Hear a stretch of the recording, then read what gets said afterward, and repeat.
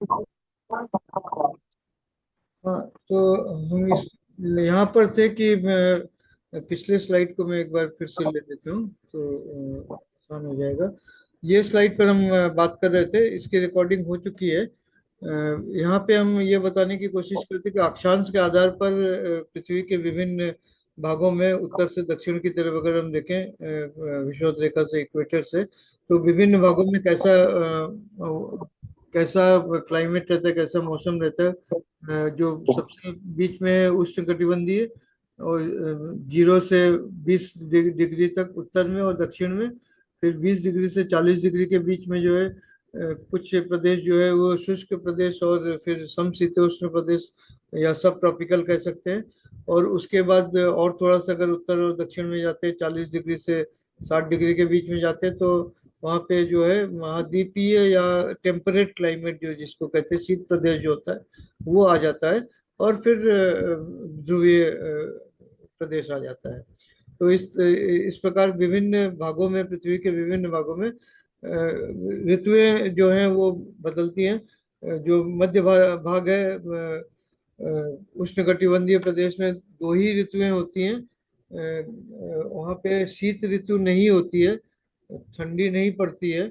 वर्षा और ग्रीष्म 2 ही होती हैं, वर्षा और ग्रीष्म। और जो टेम्परेट क्लाइमेट है, महाद्वीपीय क्लाइमेट है, शीत प्रदेश जो है, वहाँ पे 4 ऋतुएं होती है। किंतु हमारे भारतवर्ष में, क्योंकि हमारा भारतवर्ष जो है वो तीनों प्रदेश में आता है, उष्णकटिबंधीय में भी आता है, समशीतोष्ण में भी आता है, और शीत प्रदेश में भी आता है। जो हमारा उत्तरी भारत जो है, पहाड़ी इलाका जो है, कश्मीर, हिमाचल, उत्तराखंड से जो भाग है, वो शीत प्रदेश में आते हैं। तो वहाँ पे तीनों तरीके के भाग आते हैं। तो वहाँ पे ऋतुएं जो है, हमारे देश में इसलिए 6 ऋतुएं होती हैं। और वो छह छह ऋतुओं को 3 मुख्य ऋतुओं में माना गया है, जिसमें गर्मी, वर्षा और शीत ऋतु होता है, लेकिन उनके अंदर भी अलग अलग भाग होते हैं। और जो 12 माह है वो 6 ऋतुओं में 2 2 माह के हिसाब से बटे हुए हैं। और फिर वो 3 मुख्य ऋतुएं हैं, वो 4 4 माह के हिसाब हाँ। से बटे हुए हैं। और उन्हीं ऋतुओं के अनुसार जो है हमारे गर्मा भी होते हैं। हाँ। मैं फिर से अनुरोध करूंगा, आप लोग माइक्रोफोन ऑफ रखें, म्यूट रखें, तो डिस्टर्ब नहीं हो। अच्छा, मीटिंग चल रही है। सभी को मैं रिक्वेस्ट करता हूँ माइक्रोफोन ऑफ मीटिंग रखें। चल रही है पूरा सा। किसी की आवाज आ रही हाँ, ये तो इसी पर। अच्छा, तो नहीं हम चल। और आपके यहाँ से अनम्यूट कर म्यूट कर दीजिए। नहीं, माइक्रोफोन ऑफ रखिए। सैमसंग SM, ठीक है, मैं म्यूट कर देता हूँ। मैं म्यूट कर देता हूँ, ठीक है।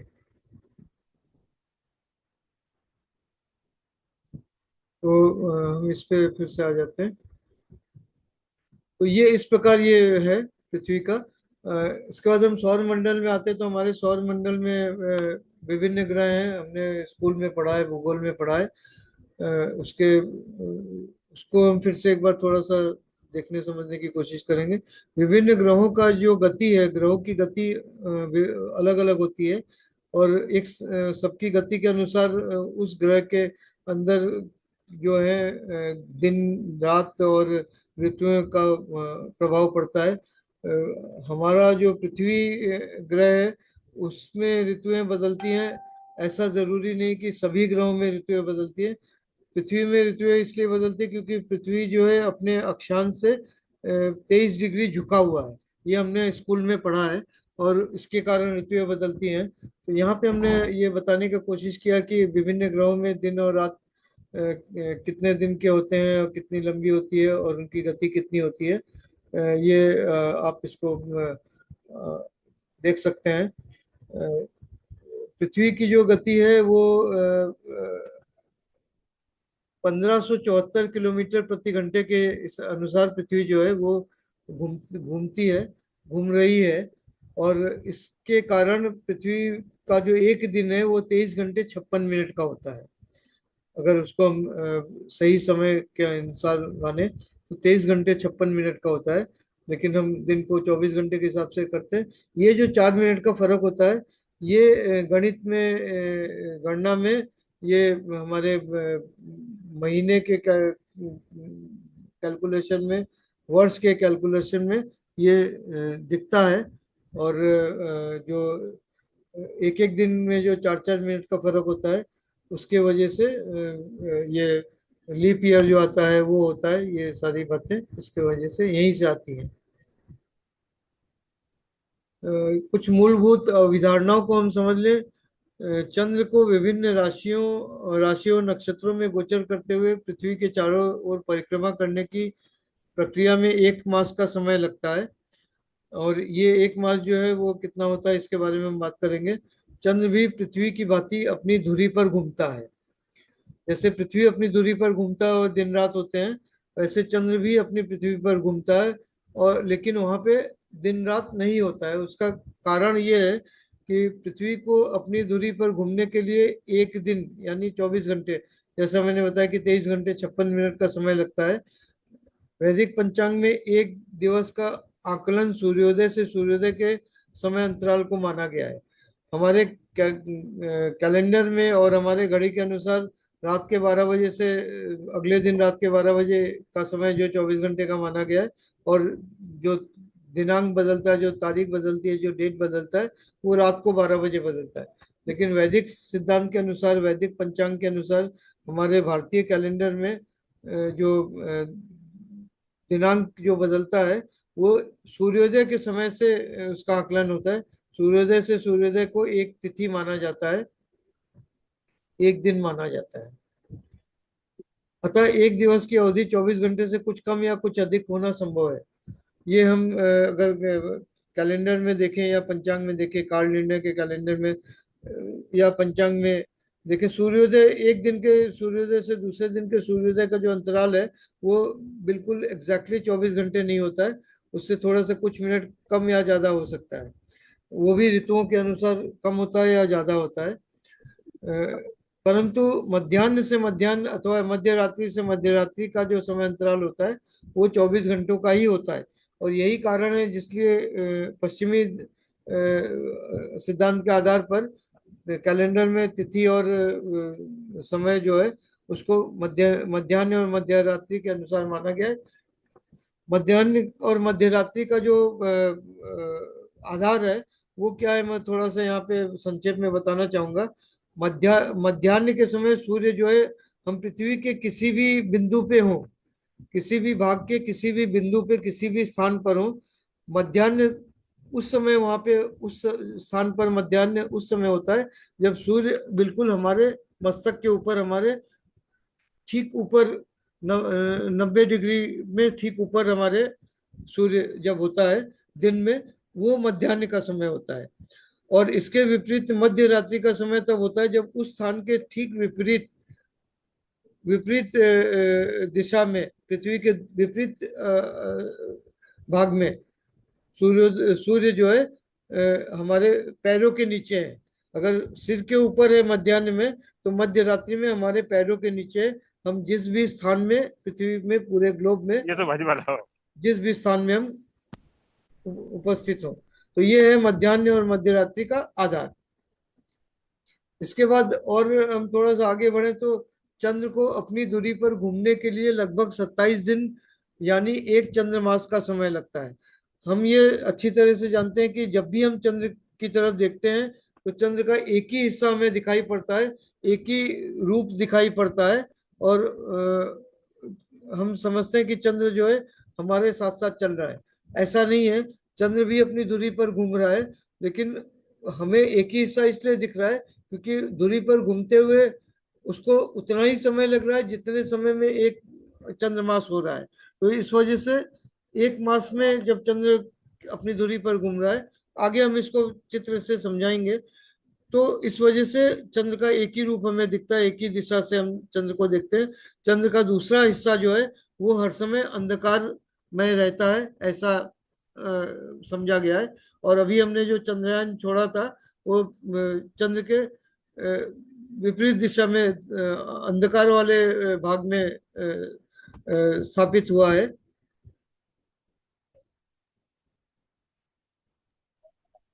ऐसा प्रतीत होता है जैसे चंद्र अपनी धुरी पर नहीं घूम रहा है परंतु स्थिर है। चंद्र अपने कक्ष में 27 दिन 7.7 घंटों में पृथ्वी के चारों तरफ एक परिक्रमा पूरा करता है, जो चंद्र के लिए एक दिन हुआ। पृथ्वी 365 दिनों में सूर्य के चारों ओर एक परिक्रमा पूरा करता है। अतः एक वर्ष यानी 12 माह की अवधि में पृथ्वी सूर्य के एक परिक्रमा पूरा करता है, परंतु चंद्र पृथ्वी के 13 परिक्रमा पूरे करता है उसी 12 माह के अवधि में, मतलब 365 दिन की अवधि में। वैदिक पंचांग में चंद्रमास एक अमावस्या से अगले अमावस्या अथवा एक पूर्णिमा से अगले पूर्णिमा के बीच के का समय अंतराल को माना गया है। चंद्रमास को भी हम इस समझे तो ये चंद्रमास जो है वो एक अमावस्या से दूसरा अमावस्या या एक पूर्णिमा से दूसरे पूर्णिमा के अंतराल को माना गया है। दक्षिण भारत में चंद्रमास जो है वो पूर्णिमा के अगले दिन प्रतिपदा से लिया जाता है और कृष्ण पक्ष के शुरुआत से लिया जाता है। उत्तर भारत में अमावस्या के बाद की जो प्रतिपदा है, मतलब शुक्ल पक्ष के शुरुआत से चंद्रमास को आकलन किया जाता है। तो इस प्रकार ये जो समयांतराल होता है ये 29 दिन 12 घंटे और 44 मिनट का समय होता है, परंतु प्रत्येक चंद्रमास एक समान अवधि का नहीं होता है। ये भी समझना जरूरी है, क्योंकि जो चंद्र की जो गति है वो एक समान नहीं होती है। उसको भी हम आगे चित्र से समझेंगे।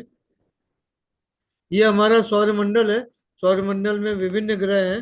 हम वैदिक पंचांग में केवल 7 ग्रहों को सौरमंडल से हम इसमें लेते मानते हैं, उसके आधार को मानते हैं, जिसमें बुध से लेके शनि तक का ग्रह है और बीच में पृथ्वी जो है वो ग्रह है जिसपे हम खुद हैं, इसलिए स्वयं हम हैं पृथ्वी पर, इसलिए उसको हम पंचांग के आधार के लिए मानते नहीं है, बल्कि उसके स्थान पर चंद्र को माना गया है और साथ में सूर्य को भी ग्रह माना गया है।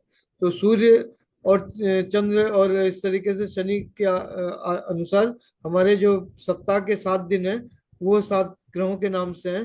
पहला दिन जो है रविवार सूर्य के नाम से, दूसरा दिन सोमवार चंद्र के नाम से, इसके बाद बुध जो है वो है बृहस्पति, फिर शुक्र, फिर शनि, सोमवार के बाद मंगल आता है, फिर बुध आता है। तो इस तरीके से अगर हम देखें तो पृथ्वी के अंदर के जो ग्रह हैं वो और पृथ्वी के बाहर के ग्रह, पृथ्वी के अंदर के जो ग्रह हैं वो बुध और शुक्र हैं और पृथ्वी के बाहर के जो ग्रह हैं वो बृहस्पति और मंगल, बृहस्पति और शनि है।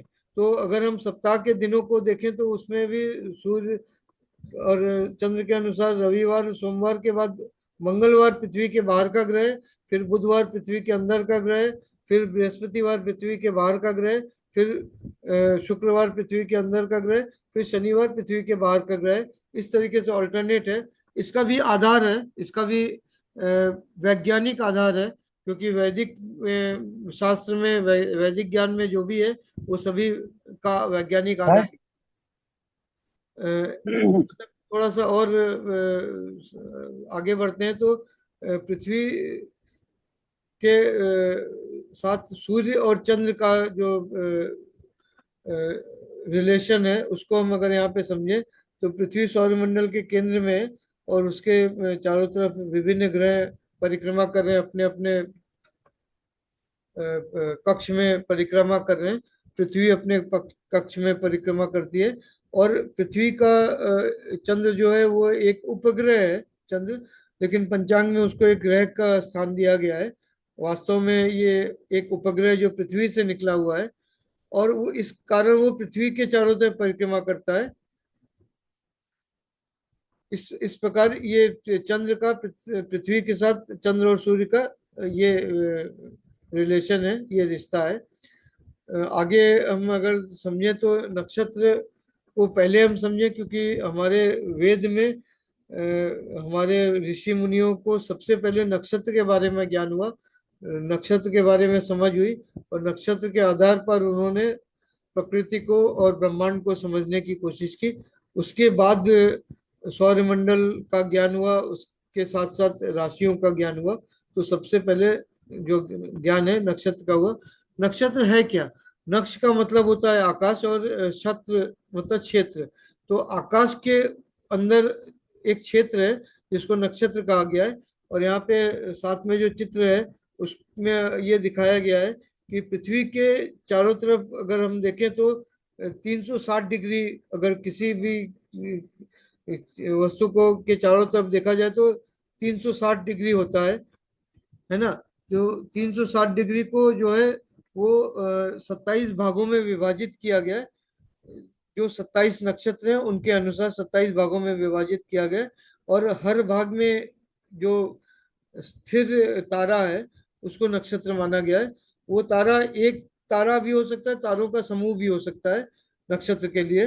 कभी कभी कुछ नक्षत्र में एक से ज्यादा तारे भी हैं, और कुछ नक्षत्र में एक ही तारे हैं, इस तरीके से। और राशि जो है वो भी तारों का समूह है, लेकिन नक्षत्र में जो तारे हैं वो स्थिर हैं। तो इस प्रकार नक्षत्र जो है वो चंद्र का घर है, ऐसा माना गया है। इसको ये इस तरीके से समझा गया है कि चंद्र का घर है। चंद्र जो है वो एक माह के अंदर 27 दिनों में एक एक घर में एक दिन गुजारता है, एक दिन गोचर करता है। इसलिए इसको चंद्र का घर माना गया है। और कुल 27 नक्षत्र हैं, और 27 दिन में चंद्र एक परिक्रमा करता है। इसी प्रकार जो राशि है उसको सूर्य का घर घर माना गया है, क्योंकि 12 राशि है, और 12 महीनों में सूर्य एक एक राशि में गोचर करता है। और इस प्रकार जो है सूर्य एक वर्ष में 12 राशियों से गोचर करता है। तो इस प्रकार राशियों को सूर्य का घर माना गया है। इसका आधार क्या है, आगे हम इस पे चर्चा करेंगे। तो ग्रह, राशि और नक्षत्र, इसको अगर हम समझे तो 27 नक्षत्र हैं, 12 राशि है और 9 ग्रह हैं। और ये सभी 360 अंश, 360 डिग्री के अंदर स्थापित है, पृथ्वी के ऊपर आकाश में विभिन्न स्थानों पर। ग्रह जो है वो पृथ्वी के ऊपर विषुवत रेखा के ऊपर स्थापित है। 12 ग्रह, 27 राशि जो है वो पृथ्वी के ऊपर अगर हम कर्क रेखा और मकर रेखा को काल्पनिक रूप से अगर हम आकाश के ऊपर इमेजिन करें कि एक क्षेत्र है पृथ्वी के चारों तरफ, विषुवत रेखा के दोनों तरफ कर्क रेखा और मकर रेखा, तो वो एक जो क्षेत्र बनता है उस क्षेत्र के अंदर 12 ग्रह जो है, 12 राशि जो है वो अलग अलग स्थानों पर स्थापित हैं। उनका स्थान जो है वो है उसके अंदर है। और नक्षत्र जो है वो उत्तरी ध्रुव से दक्षिणी ध्रुव के जो देशांतर हैं उनको अगर हम इस तरीके से देखें कि 13.20 अंश, 13.20 डिग्री का अगर हम देशांतर की रेखा खींचे चारों तरफ 360 डिग्री पे, तो 27 भागों में विभाजित होता है। अर्थात एक नक्षत्र का जो क्षेत्र है वो 13.20 डिग्री का है, उत्तरी ध्रुव से दक्षिणी ध्रुव की तरफ बीच में विषुवत रेखा है। और ये क्षेत्र जो है वो 13.20 डिग्री का है। इस प्रकार एक नक्षत्र का जो समय होता है वो एक दिन और 2.22 घंटे, अगर इसको हम मिनट में ले तो 2.22 मतलब 1 घंटे का 5वां भाग कह सकते हैं। मतलब कि 1 घंटे में 60 मिनट होते हैं, 60 मिनट का 5वां भाग मतलब करीब 12 मिनट। तो एक दिन 2 घंटे और 12 मिनट का समय जो है एक नक्षत्र का होता है। इसी प्रकार जो राशि है, क्योंकि 360 जो है 12 भागों में विभाजित करें तो 30 अंश आता है। तो एक राशि का जो क्षेत्र है वो 30 अंश का है, एक राशि 30 अंश में होती है। और इस प्रकार अगर हम 360 डिग्री को अगर हम विभाजित करें, 12 से विभाजित करें तो 30 अंश आता है। और एक राशि के अंदर जो नक्षत्र है, 30 को अगर हम 13.2 से विभाजित करें तो 2.25, 2.25 डिग्री आता है। तो 2.25 भाग आता है। तो एक राशि के अंदर 2.25 नक्षत्र होते हैं।